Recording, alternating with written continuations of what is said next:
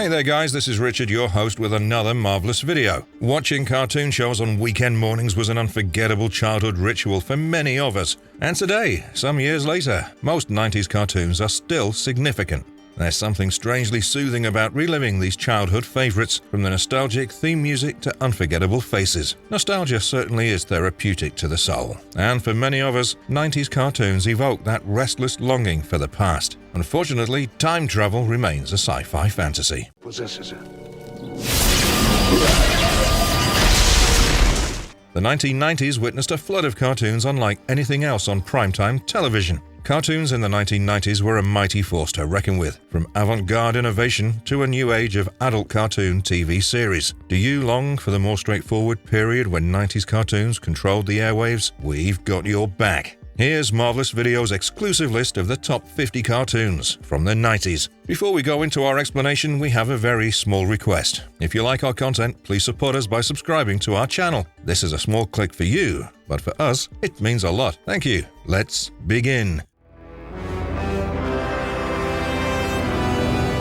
Batman, the Animated Series. Batman, the Animated Series was a 4-time Emmy Award-winning American animated television series based on the DC Comics superhero Batman. The series' visual aesthetic was based on the work of the series producer Bruce Timm. From 1992 through to 1995, the original episodes were created by Eric Radomski and Bruce Timm and broadcast on the Fox network. When the series initially aired on afternoons on the weekdays, it was without an on-screen designation in the opening introductions and was simply titled as Batman. It was referred to in this manner in episode recaps that recounted what had transpired previously on the series. When the second series time slot was moved to weekends, it was renamed The Adventures of Batman and Robin, a name initially used in the 1969 to 1970 cartoon series made by Filmation, to emphasize the characters' crime-fighting partnership and allow younger fans to become more acquainted with Robin, who would soon appear in the 1995 film Batman Forever. The series was the first in what fans call the DC Animated Universe, a common storyline of Batman cartoons that spanned the 1990s and culminated with a Justice League animated series in the early 2000s. The show was far more adult-oriented than prior superhero cartoon programs. The producers pushed the limits of action cartoons in their never-ending quest to make the series darker. It was the first such animation in years to show actual firearms being shot instead of laser guns, and Batman absolutely kicking and punching the antagonists, and the presence of blood. Additionally, many of the series scenes were drawn on black paper. Debuting producers Radomski and Timm allegedly faced opposition from studio officials, but the success of Burton's first picture allowed the series to endure long enough to make a pilot episode,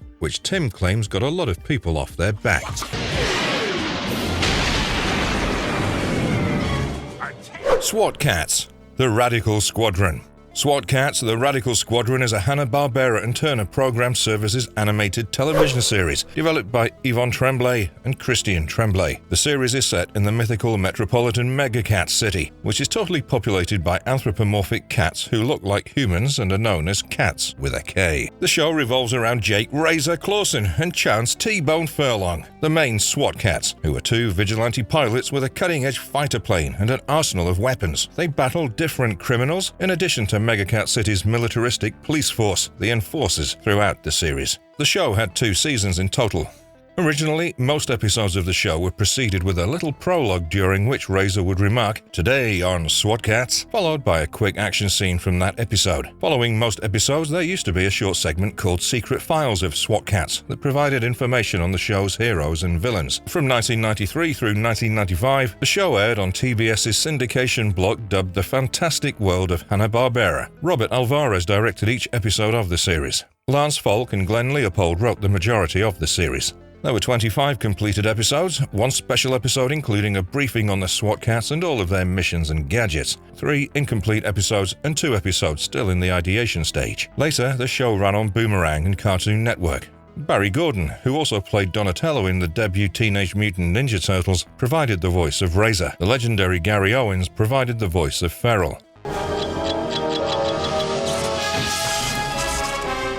Dexters Laboratory. Dexters Laboratory was an Emmy Award-winning American animated TV show produced by Cartoon Network Studios, with Hanna-Barbera in co-production from 1996 to 99. It was developed by Genndy Tartakovsky. The program is about a kid called Dexter who has a huge secret laboratory packed with an unending array of his inventions concealed under a bookcase in his bedroom. Admission to this mysterious lab is gained by the use of numerous passwords or the activation of secret switches on the bookshelves. The series debuted on Cartoon Network in the USA on April 28, 1996, and the last new episode aired in 2003. Boomerang, Cartoon Network's other station, has been broadcasting the series since 2006. The series originated as a cartoon short on the What a Cartoon program. Eventually, it became the very first of said show to be turned into its own series. Besides the first series finale, each 22-minute episode is divided into 2 to 3 portions. Dexter's Laboratory concluded after 52 episodes in 1998. However, it was eventually revived for a TV movie, and later, 4 additional seasons with a different production crew, including Chris Savino, developer of The Lord House, stepping over as the creative director. Dexter's Laboratory was prompted by a sketch of a dancer by Genndy Tartakovsky. After designing her tall and slim body, he opted to match her with a small and blocky counterpart,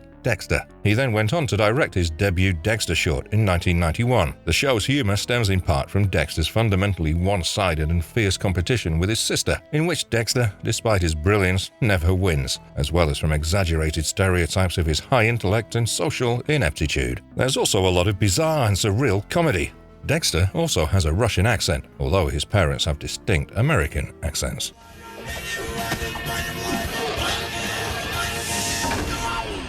Spiderman, the animated series. Spiderman, the animated series, was an animated American TV show based on the character Spider-Man from Marvel Comics. Between November 19, 1994 and January 31, 1998, the show aired on Fox Kids. During his undergrad days at Empire State University, Spider-Man and his alter identity Peter Parker were the subject of the series. When the narrative began, Peter Parker had already obtained his superpowers. He was a part-time freelancing photojournalist for the Daily Bugle. With perhaps the exception of Sandman, the series included all of Spider-Man's most famous enemies. Throughout the series, the bachelor Peter Parker is pitted against 2 romantic young lovers, Felicia Hardy and Mary Jane Watson. After 13 episodes, Spider-Man the animated series was barred in Hong Kong for unclear reasons. While the production company was still at the New World building at West Los Angeles at the inception of Spider-Man the animated series, supervising producer Bob Richardson recruited an acrobat to pose in a Spider-Man costume for action photographs to be used as a guide for the studio animators. These were almost always covers by John Romita Sr. John Semper Jr. would always attach an expanded, Xerox reproduction of a comic cover image that was close to the essence of the plot before sending a new screenplay of Spider-Man, the animated series. He reasoned that it would both inspire the animators and reveal the origin from which the crew was taking inspiration. As per John Semper Jr., he still sees copies of his screenplays for sale on certain dealers' tables at comic book conventions, with these covers still attached. We interrupt this program to bring you Courage, the Cowardly Dog Show, starring Courage! Courage, the Cowardly Dog. Courage, the Cowardly Dog was a Cartoon Network comedy horror animated TV show that ran from November 12, 1999 until November 22, 2002.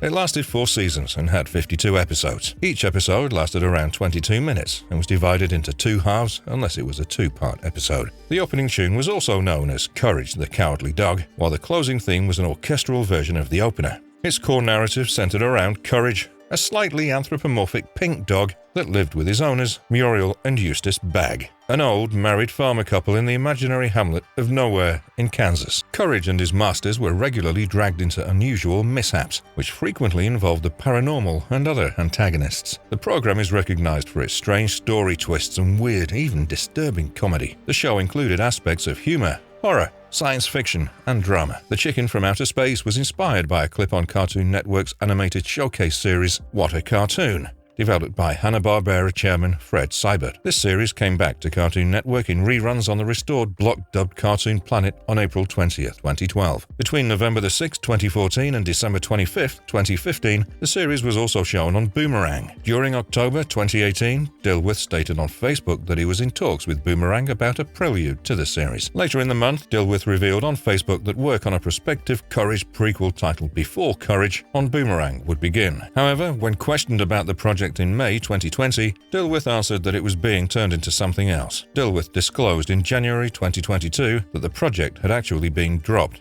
and failed. Any bright ideas how to break out of here? Ideally, in a way that... Animaniacs. Warner Brothers Animation and Amblin Entertainment created the animated slapstick and sketch comedy series Animaniacs. The program was the second animated series developed by Warner Brothers Animation with Steven Spielberg in the early 1990s animation renaissance. The show initially ran from 1993 to 1998, lasting 5 seasons and a sum of 99 episodes. The sitcom centered around the Warner brothers, Yakko and Wacko, as well as their Warner sister, Dot. 3 inseparable, rebellious siblings who had a fantastic time inflicting havoc and mayhem on everyone they met. Studio bosses locked the family up inside the Warner Brothers tower because they were deemed too much of a problem, but they discovered a means to escape. In a combination of cartoon clips, musical pieces, and comedic blackouts, Yakko, Wacko, and Dot run wild in the metropolis, transforming the city into their own personal playground. Tiny Toon Adventures, the studio's debut series, was a hit with kids and drew a considerable audience of adults as well. The Animaniacs creators and animators, directed by senior producer Tom Ruegger, used what they learned from the popularity of Tiny Toons to develop new animated characters in the style of Chuck Jones and Tex Avery's Looney Tunes cartoons. Animaniacs comedy was a mashup of old-fashioned humor, slapstick, pop culture allusions, cartoon savagery, and wackiness. The show included a number of funny educational segments, frequently in musical style, that covered disciplines such as history, arithmetic, geography, astronomical science, and social studies. Animaniacs was a variety program that featured short skits involving a vast ensemble of characters. While there was no set format for the show, the episode structure varied to meet the needs of the bits included. The majority of episodes were made up of 3 short mini-episodes. These starred a different set of characters and had bridging segments, notably the Good Feathers, Slappy Squirrel, and Pinky and the Brain, and not only the Warner Trio.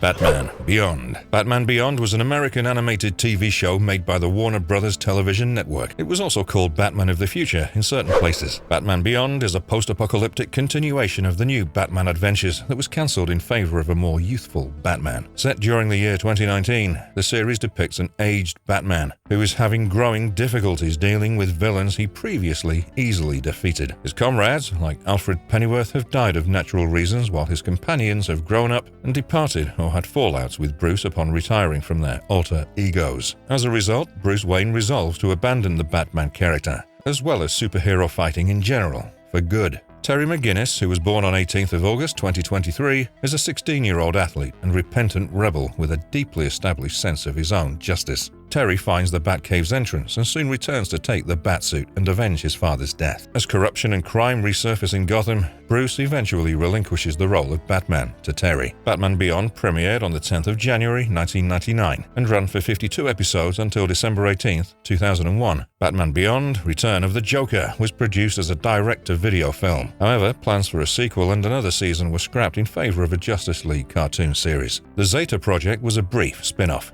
The DC animation universe comes to an end with this series, while the official finale is the Justice League Unlimited chapter, with the epilogue taking place around 16 years later. Is that... The Real Adventures of Johnny Quest. The Real Adventures of Johnny Quest, commonly known as Johnny Quest: The Real Adventures on Screen, is a sci-fi action and adventure cartoon television series that ran from 1996 to 1997. Although the series was advertised as a continuation of the original 1960s series, with the crew only a few years older than before, it made several significant modifications to the known canon. Hedgy, in particular, is now 2 years Johnny's senior, has considerably more subtle magical powers, and works as Dr. Quest's assistant. The series mostly disregards earlier versions of the series, such as the 1980s series. However, it borrows parts from the 2 TV movies, such as reconstructing Jesse's character. The Quest team embarks on a series of new findings and adventures against 3 formidable opponents: the wicked scientist Dr. Jeremiah Surd, furious former federal agent Ezekiel Rage, and Dr. Quest's cunning arch-rival Dr. Zinn. This is the only prominent iteration of Johnny and Hedgy that depicts them in their mid-teens. Except for the parallel world series Future Quest, they've always been portrayed as 1960s preteens. As a result, it appears that The Real Adventures is not really canon, as the creators intended. The series was supposed to have 1 season of 65 parts, but production issues reduced it to 52. As if this weren't confusing enough, both versions were shown simultaneously. They've been labeled as 2 distinct seasons to distinguish them from one another, as the Warner Archive Collection and Warner Home Video did when they were released on DVD.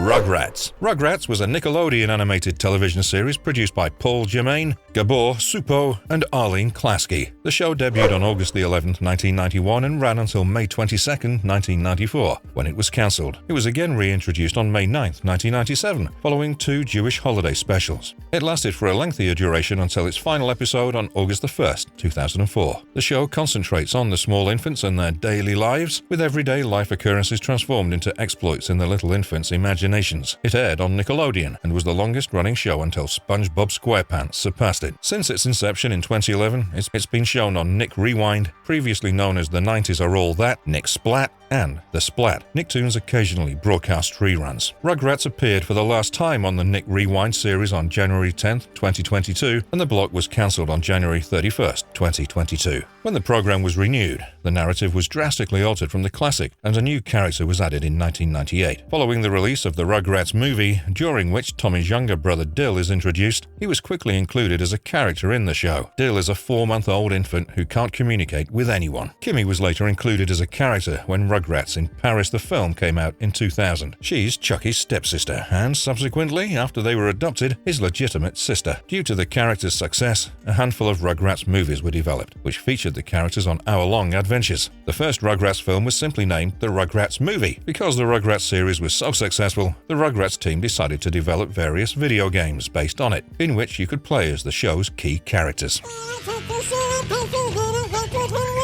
Come on down South Park and meet some friends of mine. South Park. Matt Stone and Trey Parker developed the adult cartoon American sitcom South Park. It primarily airs on Comedy Central in the United States and on other various stations in different countries. As of the 14th of December 2022, the series had completed its 25th season, with a sum of 315 episodes, 1 feature film, 2 specials, 2 made-for-TV features, and 7 shorts. The show has also won Emmys and been nominated for several other accolades. For the first 22 seasons, the show centered on 4 teenage schoolboys: Eric Cartman, Kenny McCormick, Kyle Broflovsky, and Stan Marsh, and their antics in the fictional town of South Park, Colorado, although it also included a number of other characters. Randy Marsh replaced the 4 boys as the series' primary character in season 23, and the program now alternates between his escapades at Tagridi Farms and the boys' storylines. The program has also sparked a significant amount of controversy due to its content and the parodies of individuals and events it depicts. South Park is the second longest-running animated series in North America, after the iconic Simpsons.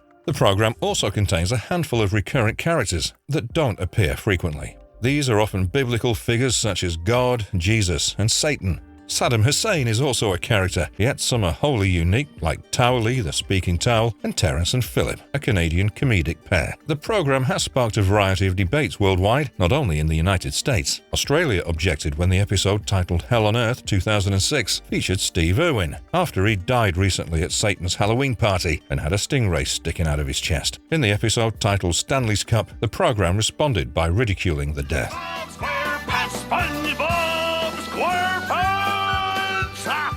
SpongeBob SquarePants. SpongeBob SquarePants is an animated American TV show produced for Nickelodeon by former marine biologist and artist Steven Hillenburg. It's the 8th Nicktoon to premiere chronologically. United Plankton Pictures Inc. and Nickelodeon Animation Studio created the series. SpongeBob SquarePants is an enthusiastic sea sponge that lives in an aquatic pineapple with his companion snail, Gary. Patrick Star, his best buddy, and Squidward Tentacles, a grouchy octopus, are his neighbors. Squidward and SpongeBob work together at the Krusty Krab, a fast food business. Eugene H. Krabs, their employer, is a slacker crab who stays with his whale child, Pearl. SpongeBob attends a boat driving school operated by Mrs. Puff, who is a pufferfish, and frequently hangs out with Sandy Cheeks, a thrill-seeking rodent from the surface. The show's antagonists are Plankton, with his electronic wife, Karen, who operate the Chum Bucket, a failing restaurant across the road from the Krusty Krab. The series premiered on 1st of May 1999, originally as a sneak preview following the 1999 Kids' Choice Awards. It first aired on July 17th of the following year. The show was initially approved for 6 half-hour episodes with a total of 12 segments. Steven Hillenburg, the show's creator, was pleasantly shocked when the program became a ratings hit, and it's now continued for 13 seasons. The 14th season has been renewed. Throughout the series, the fourth wall was branched in some episodes, live-action scenes were displayed, and the episode's title was occasionally revealed. There were timing cards in various episodes that were frequently read by a French narrator. The title of an episode was often renamed during production before it aired. An episode's production could well be cancelled at any time, and some sequences would be cut either before or after an episode was completed. Several places and items were referenced but not seen.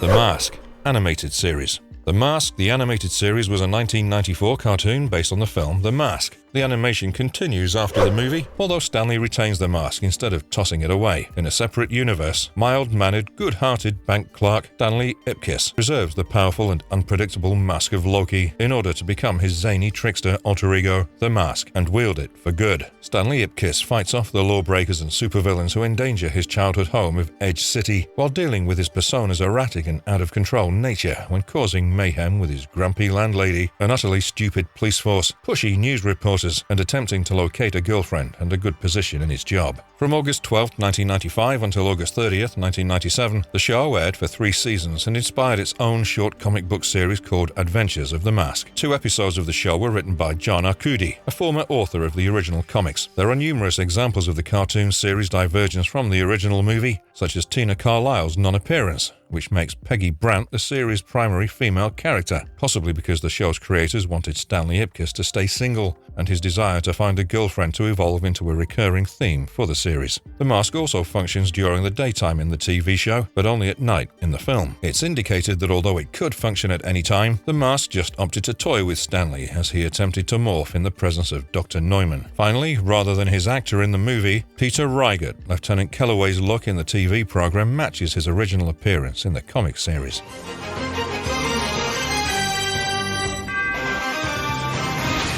X-Men. X-Men is the first series that would pave the way for the Marvel Animated Universe. Starting October 31st, 1992 until September 20th, 1997, the series aired on the Fox Kids network. The series is the longest-lasting TV series inspired by Marvel Comics, with 76 episodes and 5 seasons, succeeded by its sister show called Spiderman. It's the first of 4 X-Men series, which will be succeeded by Marvel Anime X-Men, Wolverine, X-Men Evolution, and the X-Men. This was the second effort to create an animated adaptation of the X-Men books. The first installment was a half-an-hour pilot called Pride of the X-Men. Pride was not well received despite being shown many times from 1989 to 1992. Pride was believed to have nearly snuffed out any hope of a series getting picked up. Executives were unhappy with Wolverine's Australian drawl and his dragon companion. The concept was eventually developed into this series. X-Men, together with Batman the Animated Series, helped spark the plethora of comic book series that appeared in the 1990s, and such as Batman is regarded as being one of the more true to the classic comic book rendition. Marvel Studios will reboot the franchise's X-Men 97 in 2023.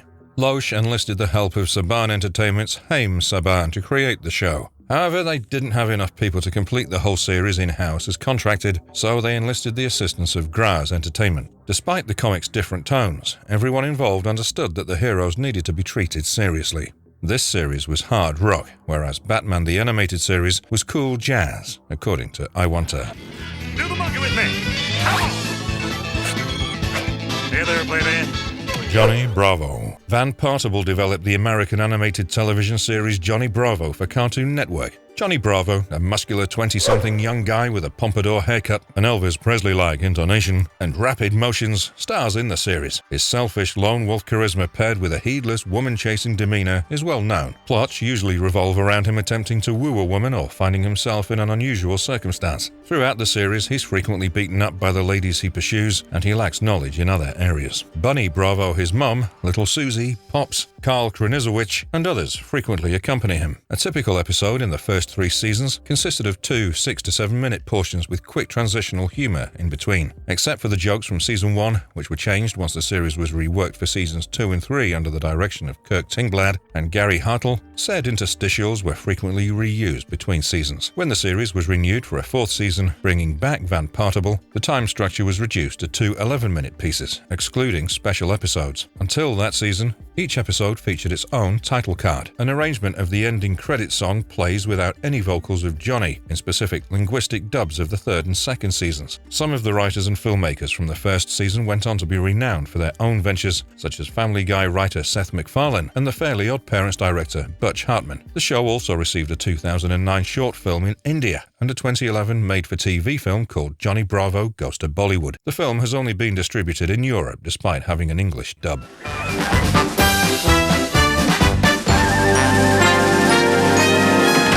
Recess. Recess was a 1997 animated comedy series directed by Paul Germain and financed by Walt Disney Television Animation. From 1997 until 2001, it ran on Disney's One Saturday Morning block, with replays on the network until 2004. The series follows 6 primary school pupils as they interact with their peers and instructors. One of the program's numerous characteristics is how the students create their own community, complete with administration and class system, placed against the backdrop of a typical school, thereby giving the series a distinct air. Recess was among the most popular TV series on Disney's One Saturday Morning throughout its run, appealing to children, teens, and adults alike. It was the only program from One Saturday Morning to run for the entire length of the block, with Doug withdrawn in 2000 and Pepper Ann removed in early 2002, in addition to being the only program on the block to air for the first 2 years of ABC Kids. While the show didn't include too many tie-in goods, it did receive a fair amount of merchandise, including stuffed dolls of the 6 central characters and various other characters outside the US. Numerous tie-in DVDs, books, and Happy Meal toys from the show, which were launched at McDonald's on Christmas 1998. Joe and Paul originally intended for this to be a program about living in the late 1980s and early 1990s, but the concept was expanded to include a variety of subjects such as politics, economy, authorities, prejudices, and social class issues. Paul Germain had stated that the Disney Channel wants to make more seasons of the series. The ratings, however, were not a great fit for rerun viewers, thus the plan was cancelled. This was also an effect of the program's departure from television.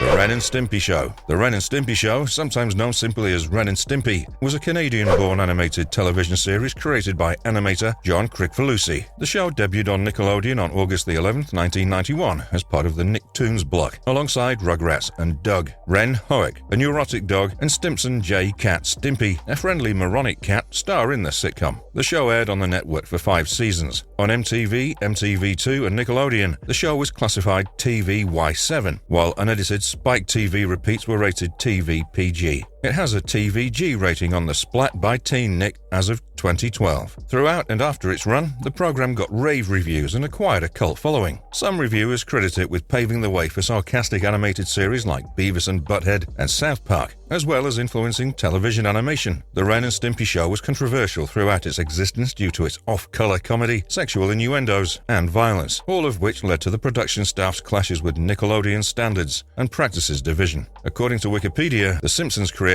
Matt Groening loved this show for its outrageousness. Bill Ray reportedly believed that John Kricfalusi invented the Ren and Stimpy personas in 1978 for his own entertainment while attending Sheridan College. Ren was inspired by an Elliot Erwitt portrait featured on a postcard titled New York City, 1946, which depicted a sweaty chihuahua at a pair of feet. Stimpy's design was influenced by a Tweety Bird illustration called A Gruesome Twosome, in which the cats had large noses. Nickelodeon's Vice President of Animation Production, Vanessa Coffey, was a fan of Ren and Stimpy and wanted them to have their own program.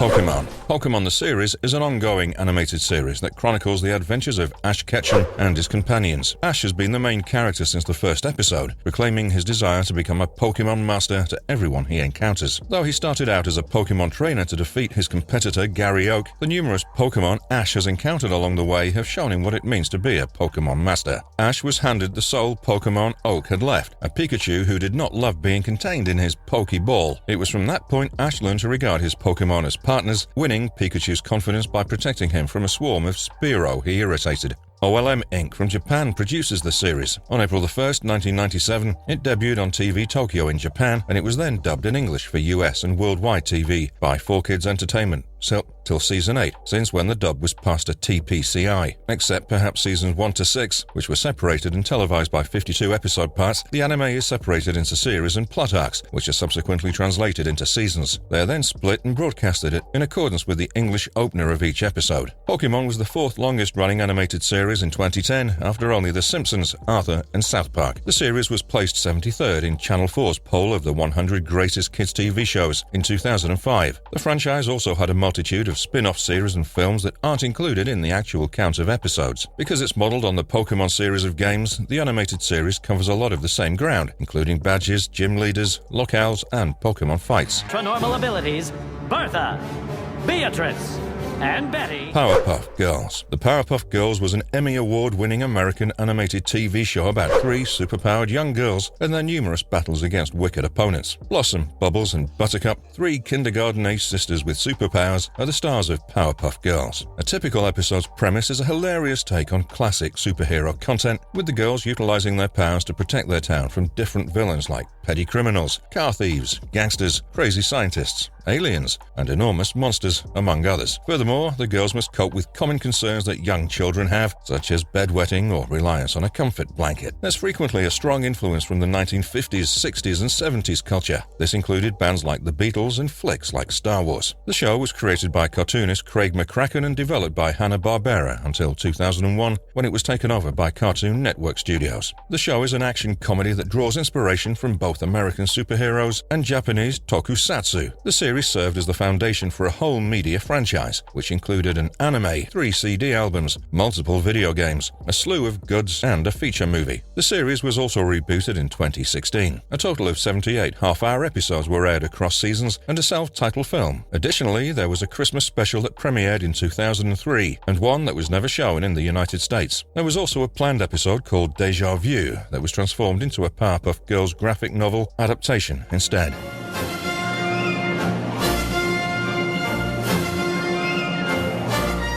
Superman, the animated series. Superman, the animated series was a television show that aired from 1996 to 2000. In the same manner that Warner Brothers had profitably produced Batman the animation series, Warner Brothers used the same more contemporary, more serious animated approach to DC Comics' marquee character. The animated series, which aired 10 years after the 1986 relaunch of the Superman graphic novel character, pays homage to both the iconical original Superman and the contemporary modern Superman. Most notably, Clark Kent exhibits the more aggressive mentality employed by John Byrne in his revamp of the comic book universe. Features of Superman from across all periods of his origins were depicted in the series, particularly a depiction of the world of Krypton, the planet on which Superman was born. Fans appreciated that transformation of Superman's beginnings, which contrasted with John Byrne's reboot, and some fans thought it was better compared to the relatively new comic book version. Notably, the malevolent machine, Brainiac, not only came from Krypton, but he was also blamed for keeping Krypton's inhabitants from learning of their imminent doom. In a lesser-known development, the spacecraft that brought the young Kal-El on Earth was intended to land gracefully upon arrival, keeping it in excellent operating order until Superman's maturity and serving as his method of long-distance transit in space. The series also included a prominent appearance by the new Lex Luthor, who was menacingly portrayed by performer Clancy Brown. Tim Daly provided the voice of Superman. IGN ranked Superman the animated series as the 36th best animated series on television in January 2009. It was merged with segments of the new Batman adventures midway through the series run to produce the new Batman and Superman adventures. The Superman and Batman characters were subsequently split off into a new cartoon series, Justice League, that also featured other renowned DC characters, including Wonder Woman, Green Lantern, and The Flash. Yes, Pinky and the Brain. One is a genius, the other's insane. Pinky and the Brain. Pinky and the Brain, also known as Steven Spielberg Presents Pinky and the Brain, was an American animated television series created by Amblin Entertainment and Warner Brothers Animation. It was an Animaniacs spin-off that centered on Pinky and the Brain from the show's bits of the same name. The program, like the parts, centered on 2 research rodents from Acme Labs who aspired to world dominance and devised various plans to get it but failed in every episode. Following the success of the Pinky and Brain episodes on Animaniacs, the rodents proved to be popular enough to warrant their special spin-off series. The show first aired on Kids Warner Brothers on September 9, 1995, and continued until November 14, 1998. During Season 1, it also aired on the Central WB Network's Prime block on Sunday nights, and periodically after that for extra holiday specials. The program spanned 4 seasons and had 65 episodes, as well as a comic book series produced by DC Comics. Pinky, Elmira, and the Brain was a controversial short short-lived revamping that added Elmira Duff of Tiny Toon Adventures as a key character alongside the mice. This network-mandated retool aired just 13 episodes from 1998 to 1999, the majority of which was titled The Big Cartoony Show. On November 14th, 1998, the final episodes of both Pinky and the Brain and Animaniacs premiered concurrently in a special hour-long broadcast called the Ultimate Animaniacs Super Special. The mice would later make a comeback in the Animaniacs relaunch in 2020, where their sections are structurally more similar to this series and the iconic Animaniacs.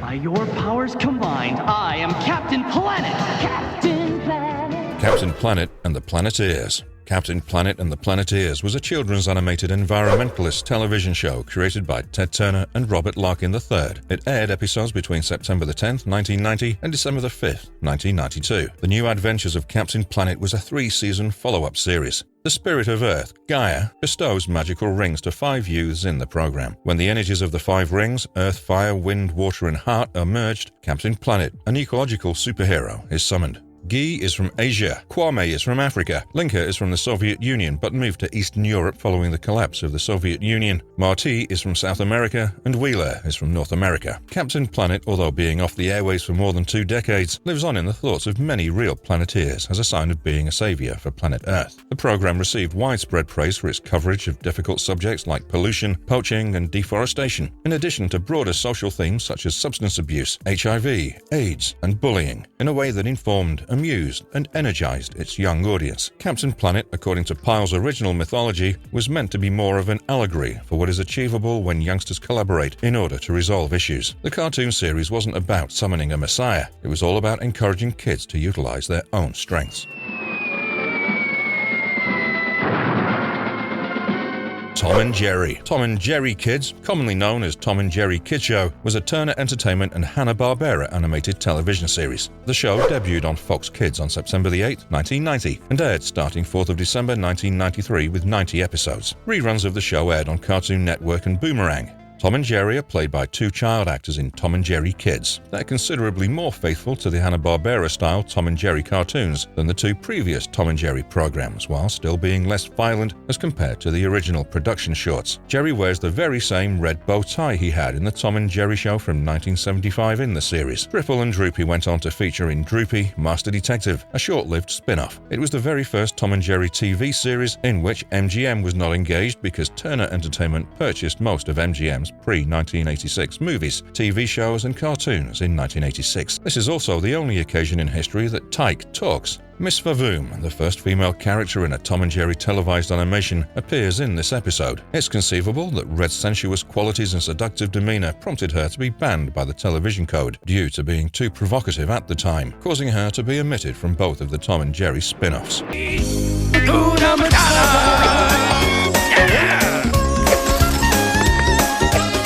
Timon and Pumba. The Lion King's Timon and Pumba, usually referred to simply as Timon and Pumba, was an animated American spin-off TV show produced by Walt Disney Television Animation that ran from September 8, 1995 through to September 24, 1999. It aired on the syndicated slot the Disney afternoon on Fridays and then Mondays, with fresh episodes showing on CBS on Saturday mornings. Later, the series aired on Disney Channel, Disney Junior, and Toon Disney. It follows Pumba the Warthog and Timon the Meerkat as they practice their problem-solving philosophy, Hakuna Matata. It follows Pumba and Timon as they leave the African plains in quest of wild and funny experiences. The hyena trio, Rafiki and Zazu, all have their own solo portions from time to time.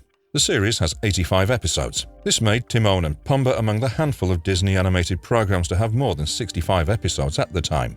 The show is the first and, so far, only Lion King-related material in which people appear physically. It also marks the very first Lion King-related material to show settings other than the Serengeti, with the Lion Guard being the second. Throughout the show, Timon is referred to as a rat by several characters. Timon was described in this way by Nathan Lane. Regardless of the fact that the show actually took place after the original film, there are a few contradictions between the two.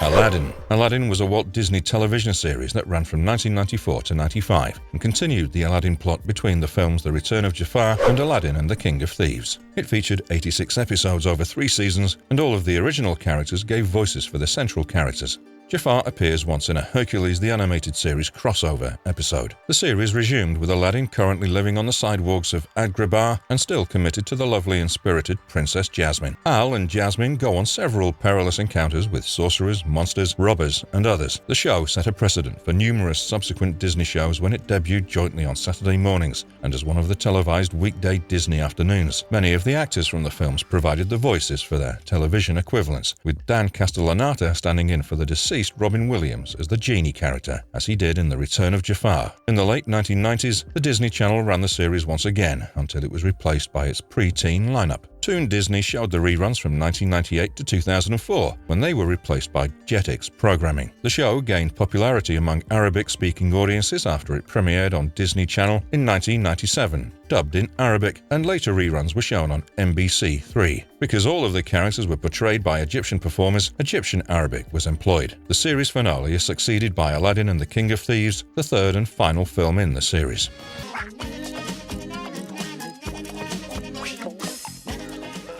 Doug was an animated American comedy developed by Jim Jinkins and designed for the Nickelodeon network by Jumbo Pictures and the France-based production company as the first in their famous line of Nicktoons.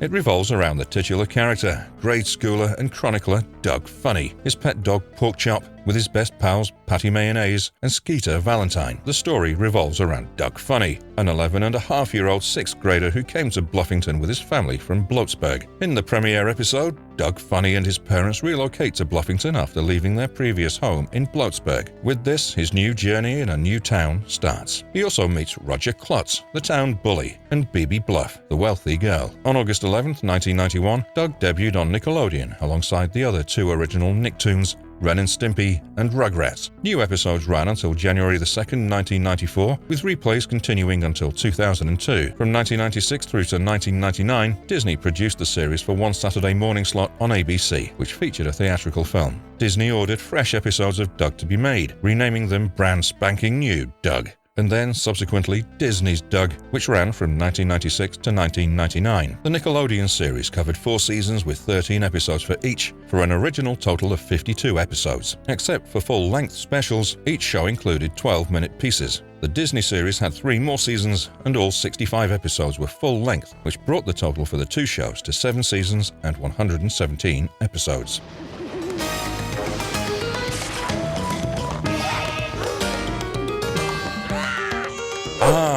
Real Monsters.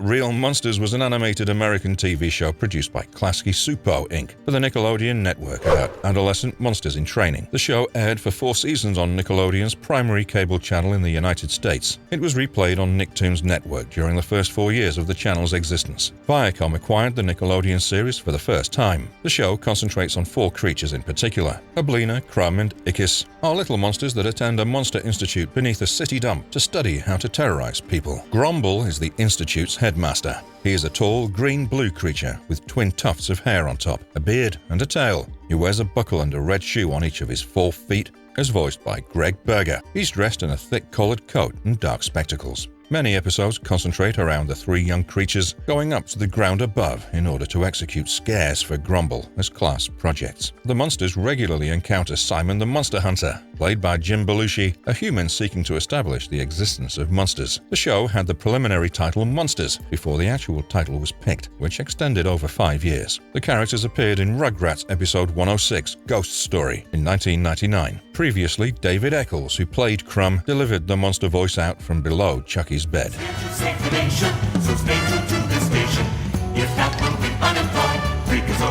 Freakazoid. Freakazoid was an animated American TV show that was made for the Kids WB program block. The cartoon was the 3rd animated series developed by Warner Bros. Animation and Steven Spielberg in the late 1980s and early 1990s animation renaissance. The series follows the exploits of the titular character Freakazoid, a wild, mad superhero who faces a slew of supervillains. The show also includes mini-episodes on the exploits of other strange superheroes. Warner Bros. Animation and Amblin Entertainment co-produced the program. The series was initially planned to be a conventional superhero action-adventure animation with humorous elements, but Steven Spielberg, the executive producer, ordered Animaniacs senior producer and screenwriter Tom Ruegger and the crew to change Freakazoid into a straight-up comedy. The The comedy is comparable to other Ruger-led shows like Animaniacs, but the humor is distinct in its use of fourth-wall firings, satire, surreal comedy, and pop cultural allusions. On September 9th, 1995, the series was one of the first to air on the WB's premiere on the Saturday morning block of Kids WB. The series ran for 2 seasons and had 24 episodes. Although the series initially failed in the ratings, repeats on Cartoon Network as well as a dedicated fan base propelled it to cult status.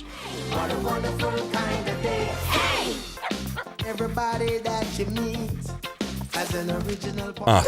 Arthur was an American-Canadian educational animated children's television show. It's modeled on Mark Brown's 1976 novel series with the same name. Each episode followed a humanoid 8-year-old aardvark called Arthur Reed and his friends and family through interactive, emotional stories about issues that children face, such as bullying and missing baby teeth, as well as more nuanced topics like cancer, bedwetting, adoption, and video game addiction. Arthur's purpose was to stimulate children's interest in books and to encourage healthy social skills in viewers aged 4 to 8. Brown and members of his family were significantly active in the show's development. The television series premiered on PBS on 7th of October 1996, giving it the title of the longest-running cartoon kids TV series as of 2022, and is currently the last series. On 27th of July 2021, it was confirmed that the series' final season would premiere in 2022. The last episode screened on 21st of February 2022, marking the end of the series' initial broadcast run on PBS. However, repeats will continue. It's received a BAFTA,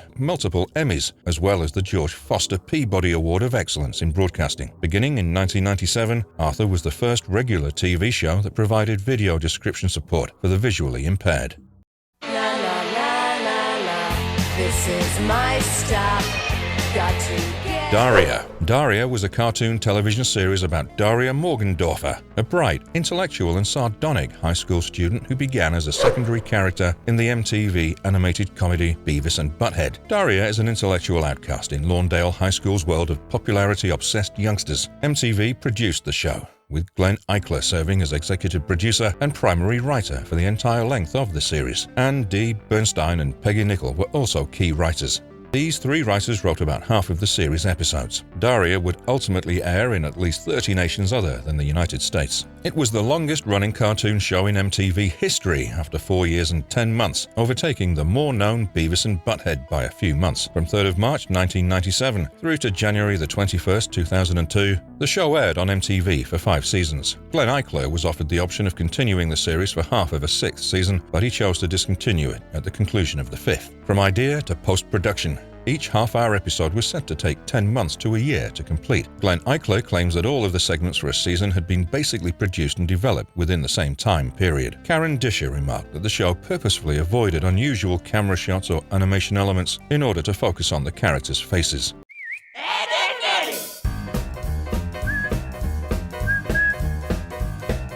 Ed, Edd and Eddy. Danny Ortonucci developed the Canadian-American animated TV show Ed, Edd and Eddy for Cartoon Network. The comedy centers around 3 pre-adolescent kids known as the Eds. Their names are Eddy, Ed, and Ed, and they hang out in their imaginary suburban community of Peach Creek, conniving with their friends for money so that they can purchase a handful of their favorite food, jawbreakers. On the other hand, their intentions frequently fail, placing them in perilous positions. Except for the appearance of Eddie's elder sibling in Ed, Edd and Eddy's Big Picture Show, the characters practically never leave the neighborhood, and grown-ups are never seen. After being delayed since December 1998, the series premiered on Cartoon Network on January 4th, 1999. Originally slated for 4 seasons, Cartoon Network had acquired 2 additional seasons of the show, increasing the series total to 6. However, the 6th season was cut short in order to make a 90-minute TV film, Ed, Edd and Eddy's Big Picture Show. There were 3 holiday extras for Halloween, Christmas, and Valentine's Day, as well as an extraterrestrial-themed segment for Cartoon Network's short series. Ed, Edd and Eddy's Big Picture Show debuted in the United States on November 8, 2009, ultimately concluding the long-running series. However, the finale was broadcast in various places earlier to the United States, with the earliest in Scandinavia on 31st of May, 2009, bringing the original run to about 10 years. The series has now been running for 10 years, 10 months and 4 days, making it the longest-lasting original Cartoon Network show to date. In a land apart.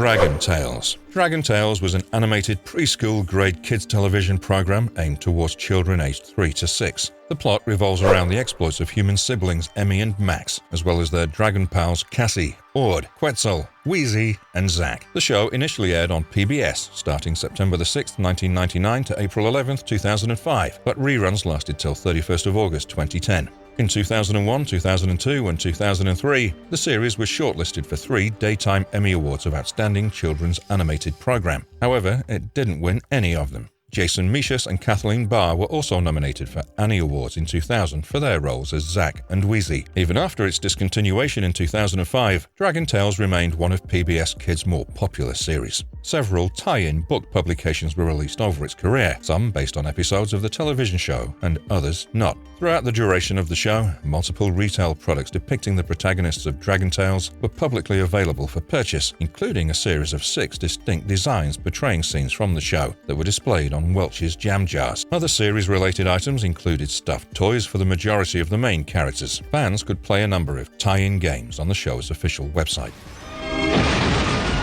The spell is broken, and we live again. Gargoyles. 1994. The gargoyles are an ancient species that lived 1,000 years ago as nocturnal creatures that turned to stone during the day. Back then, a majority of the clan was slaughtered by twisted humans, and the remaining was cursed to an extended sleep. They're awakened in the present day, and they adjust to their new lives led by their leader, Goliath. They want to protect New York City just like they protected Scotland 1,000 years ago. But the modern-day New York poses a lot of threats to these creatures, and there are scheming villains like Xanatos on the prowl. Can they survive the new world helped by a sympathetic police officer? This animated series was really one of its kind, truly unique and innovative, with a thrilling storyline. The episodes were powered by some legendary voice actors like Keith David and Jeff Bennett, who were perfectly suited for their roles. We also got to witness some magical, dark and stylish animation, and the evolution of the characters made sure that a mature audience could also enjoy the show. The show was quite successful, but the popularity of the first 2 seasons wasn't enough to impress Disney, who wanted to rival the grand success of Batman the Animated Series. When the 3rd season received poor ratings,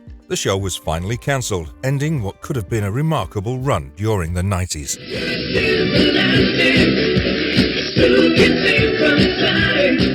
Fantastic Four, 1994. Welcome to the remarkable adventures of one of Marvel's most underrated superhero team. It all begins after Reed Richards, Johnny Storm, Sue, and Ben Grimm experience the effects of cosmic radiation during their journey in a space shuttle. They survive the ordeal, but all 4 develop unique superpowers during the process. They turn into superheroes Mr. Fantastic, Human Torch, The Thing, and Invisible Woman, and together they decide to fight the forces of evil led by the nefarious Dr. Doom and Galactus. There are many who dismissed Fantastic Four after a disappointing first season, and they missed out on the complete overhaul that rejuvenated the show in the 2nd season. The jerky animation and weak plots were replaced by much better animation quality and thrilling story arcs. Among the 4 superheroes, The Thing stole the show with its tough yet funny personality, and the voice actors did a fine job bringing these comic book characters on screen. The 2nd season also introduced the Inhumans, which was a great addition to the story. Watch out for the episodes involving the Silver Surfer and the grand thrilling climax. Overall, it might not be an unforgettable Marvel show, but the 2nd season is definitely worth watching. What he can do, Sonic the Hedgehog. Sonic the Hedgehog, 1993. The story is premised on a planet named Mobius, inhabited by anthropomorphic animals. Their king hired the services of a human scientist named Julian to create a powerful war machine to bring peace to the kingdom. But the scientist turned into an evil nemesis, Dr. Robotnik, and took control as a ruthless dictator. He turned the citizens into robotic slaves, and only a handful of freedom fighters offer some resistance. These rebels are led by Sonic the Hedgehog and the daughter of the banished king, Princess Sally Acorn. Can this uprising stir up the reign of the evil dictator? One of the first things that you'll notice while watching the show is just how much darker and edgier the content is compared to some of its contemporaries. The ideas are innovative, and the narrative isn't cheesy or corny like many other popular cartoon shows. There are some great characters voiced by some amazing actors from Jaleel White to Rob Paulson, and Jim Cummings as the evil Robotnik is the cherry on the cake. The animation is wonderful, with some vibrant background designs, and those who have watched the show will still remember that catchy theme song. The only bad thing about Sonic the Hedgehog was its abrupt cancellation, which baffled everyone, and such a cruel fate of a worthy show is truly unfortunate.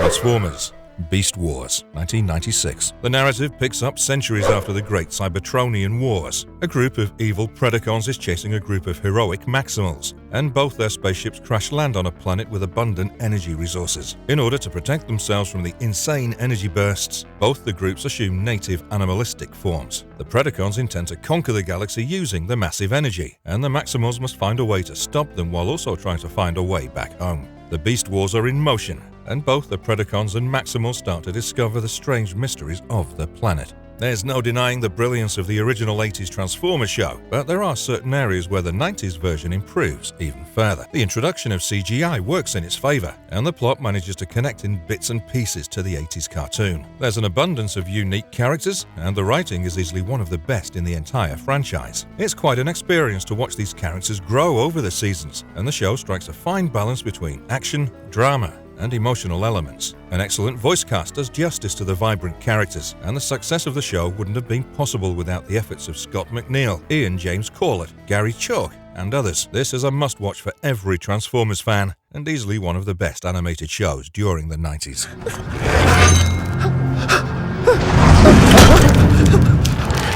Todd McFarlane's Spawn, 1997. Al Simmons is a government-trained assassin who's betrayed and murdered by his employer. After having sold his soul to the devil, he's resurrected as a Hellspawn. He becomes the reluctant leader of Hell's army, while heaven and hell are locked in a battle over his soul. Meanwhile, he roams the earth and protects the innocent. He must battle personal tragedies, such as losing his wife to his best friend, while he destroys the corrupt and evil forces in an effort to redeem himself. But when the fate of the world hangs in balance, can he sacrifice personal happiness for the greater good? If you're a sucker for dark and mysterious animated shows, Spawn will surely tickle your taste buds. It's a fascinating adaptation of the comics, and we have to say that the effort is a lot better than the movie. The characters are well developed, and the storytelling is crisp and intelligent. The animation is done in a slightly manga style, but the visuals are Western enough to capture the gritty details of the comic books. Nobody could have voiced Spawn better than Keith David, and the rest of the voice cast is equally outstanding. Just when things seem to be getting darker and darker,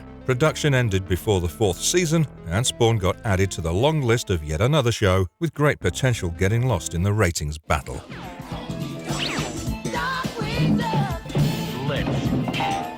Darkwing Duck, 1991. The resident superhero of St. Canard City, Darkwing Duck, has a lot on his plate. The city faces bizarre threats from a wide variety of criminals, and this unique superhero with a big ego must fight against them to protect the citizens. The pilot, Launchpad, is his biggest fan, and he helps various missions with the special flying vehicle, the Thunder Quack. Darkwing Duck is also supported by his adopted daughter, Gosselin, and together, the unlikely trio form a great superhero team. Watch the adorable character transformation of an egoistic loner Darkwing Duck to the hero the city needs. If it's not evident by the plot of the cartoon, Darkwing Duck is a fun-filled parody launched by Disney to make a spoof of other popular superheroes. It's one of the most hilarious animated shows from the 90s, with the wittiest of lines and the strangest of characters. The extensive Rogues Gallery will leave you in splits, and the likes of Negaduck, Bushroot, Megavolt, and the other villains provide enough laughing fodder. The show starts off with a terrific pilot episode that sets things up nicely, and there's no looking back after that. For those who are tired of the conventional perfect superheroes, this show is a perfect opportunity to experience an egoistic lunatic who still takes crime fighting seriously.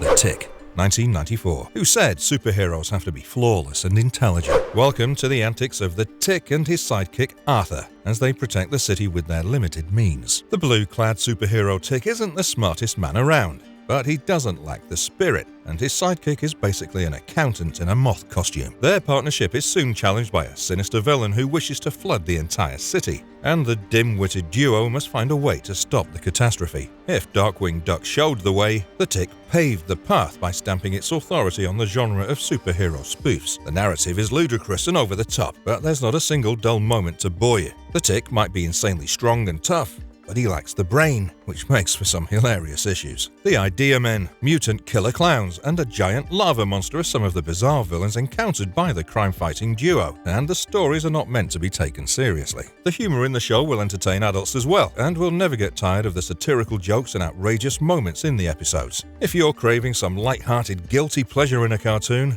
The Tick would be the one to pick. Good evening.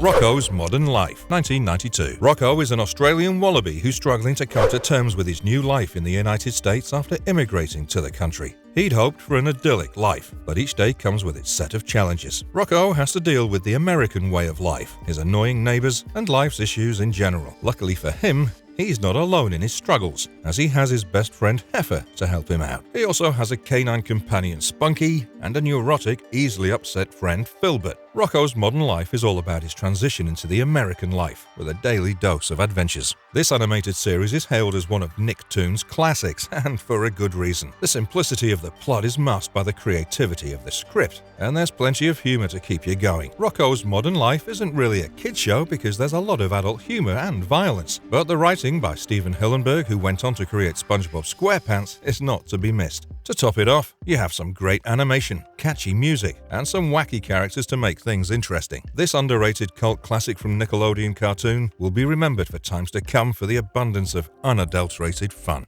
You've seen him outwit Space Ghost in horrendous space battles. Now hear him sing your favorite nursery rhyme. Space Ghost, Coast to Coast. 1994. Space Ghost was an iconic Hanna-Barbera cartoon from the 60s, and this is an animated series about the titular superhero hosting his own talk show. He's now shown to be in his 40s, and he's no longer a superhero. His talk show is just an attempt to stay in the limelight, and he has it filmed in outer space. His co-host is his former villain Zorak, and another former villain Moltar assists in running the show. Together they interview various celebrities on Earth via video phone, and each episode is a guaranteed laugh riot. One of the best things about cartoon shows is that there's absolutely nothing to limit the imagination. Space Ghost Coast to Coast is a great example of such absurd creativity that's fun to watch. The premise is crazy, but if you watch a few seasons, you'll probably rank this as one of the best talk shows ever. The episodes offer a deconstruction of the superhero mythos and also attack the celebrity culture with the sarcastic jibes through the interviews. The writers make sure that they keep the element of unpredictability going for it the whole time, and you shouldn't be surprised by the most unexpected turn of events. If you haven't watched this already, you must check out the very first animated talk show in all its glory.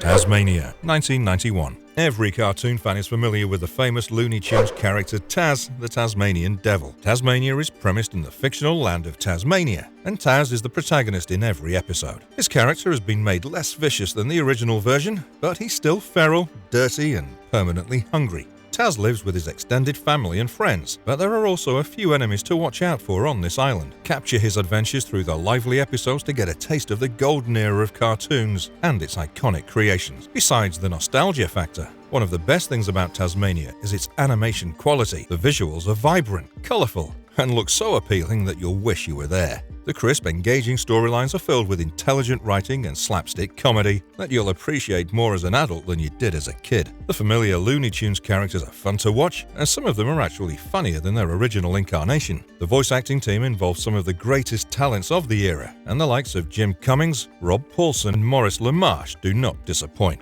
Overall, this animated series provided a delightful combination of humor and drama, and it'd be a crime to miss out on this gem.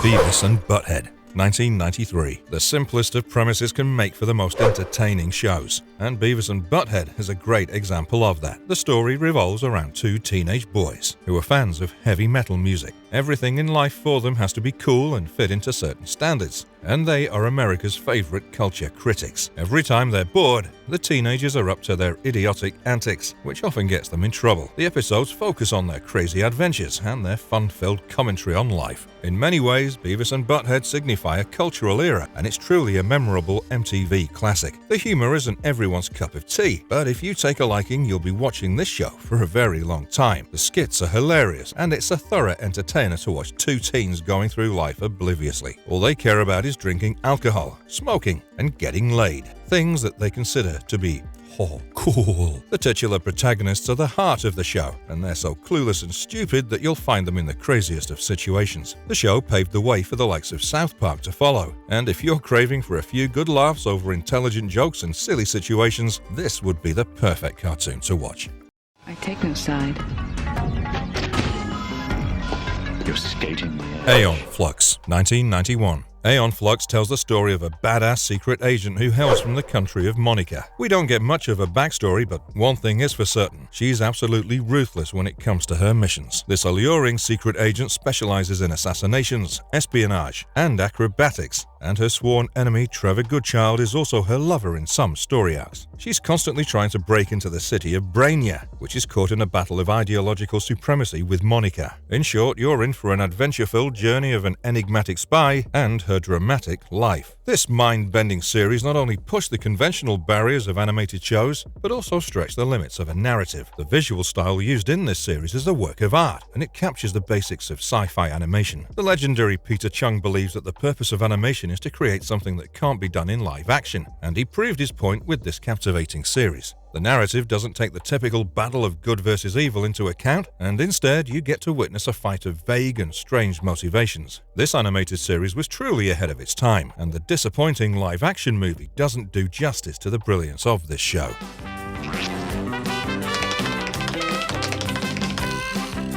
The Angry Beavers, 1997. The Angry Beavers is a show that gives you the delightful combination of something hilariously outrageous and yet pleasantly entertaining. The story is about a couple of beavers, Norbert and Daggett, who are keen to explore life on their own after their parents have another litter. Their home is in a lake in the middle of the forest, but their lives are never short of the most bizarre adventures that you can imagine. They encounter some deadly opponents, make some interesting friends, and their surreal adventures make up the episodes in this delightful animated series. Animated shows like this are heavily dependent on the protagonists, and in this case, you get two very funny and likable characters that light up the narrative. The chemistry between the two Beaver brothers is the heart of the show. They can't live without each other and have trouble adjusting together as well. The script manages to blend some subtle humor with cultural references that make it fun for the adults as well. The animation quality is excellent, and the use of lovely colors and vivid backgrounds make for some breathtaking visuals. The voice acting performances were top grade, and it's a classic that needs to be watched by the current generation to understand how amazing cartoons used to be back in the day.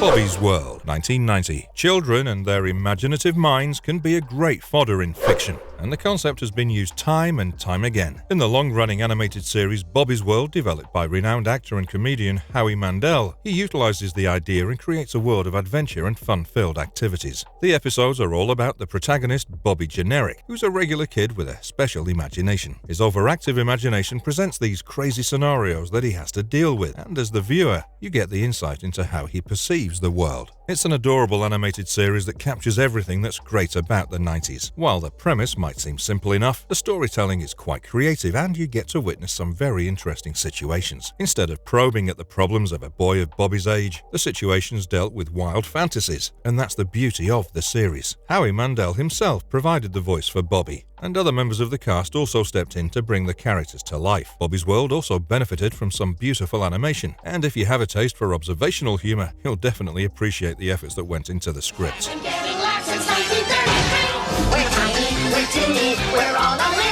Tiny Toon Adventures, 1990. Here's introducing you to the new generation of Looney Tunes characters. Almost all of them are descendants of the original classic cartoon cast, and they're now studying at the Acme Acres Looniversity, where the original characters act as their mentors. The new age characters, such as Babs Bunny, Buster, and their fellow classmates learn the basics of comedy, and their lessons are always accompanied by their regular adventures. This is easily one of the most adorable cartoon shows that you'll ever come across. For the old-timers, it might be a great opportunity to brush up on some old memories, and watch out for some familiar faces serving as mentors to the new generation. The new characters introduced in the show have shades of their old versions, and watching their antics is a promised laugh riot. You'll also get to see some of the older stories in a refurbished manner, and there are times when the show feels like a collection of Looney Tunes shorts. The animation is bright and beautiful, and the narrative has a healthy dose of humor besides all the adventure and drama. Tiny Toons Adventures is a genuinely intelligent effort that changed the way cartoons were being made back then, and you need to watch it to be a part of this historic generation.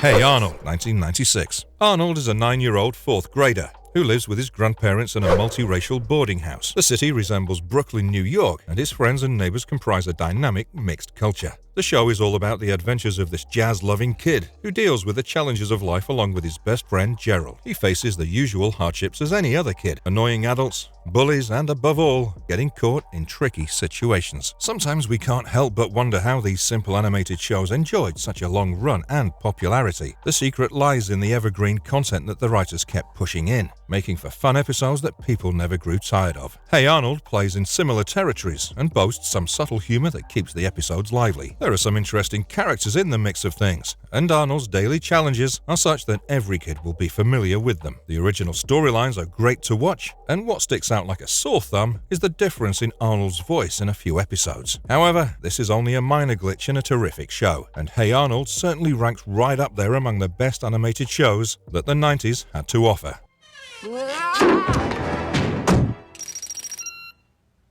What the? Futurama, 1999. What's it like to wake up 1,000 years in the future? Fry, a pizza delivery guy, finds out the hard way after he gets frozen accidentally and is revived after 1,000 years. He goes to live with one of his surviving descendants, who is an elderly scientist, and the show captures his struggles in trying to deal with a futuristic world all of a sudden. However, this also offers Fry an opportunity to start things afresh, and he starts working for a futuristic delivery service called Planet Express Corporation. There's not much that an animated series needs to do in order to be widely popular. Being original, funny, and witty is good enough, and Futurama ticks all the boxes. The first thing that you'll notice while watching the show is just how beautiful the animation is. There are some well-drawn characters, and even the backgrounds are sufficiently vibrant. We need to spare a few words to praise the exceptional writing that's funny and touching at the same time. A truly talented voice cast brings the characters to life, and we believe that this show deserves to be appreciated just like The Simpsons, in terms of its innovative content. If you somehow missed out on this underrated gem, it's high time that you checked it out because there won't be another of its kind.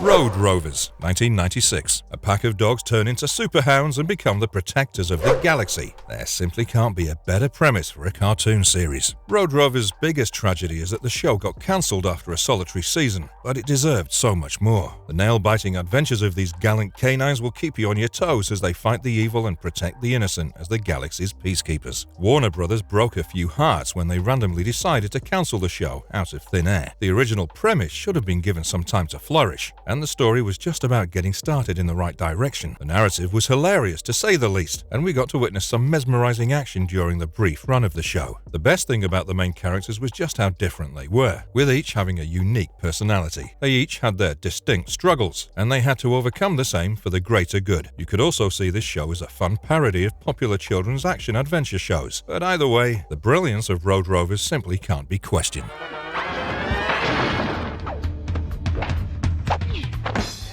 Do let us know in the comments below about your favourite cartoon shows from the 90s, and feel free to tell us if you've missed out on something that you liked. It's always fun to remember a special part of our childhood, and we hope you enjoyed being a part of this nostalgic journey.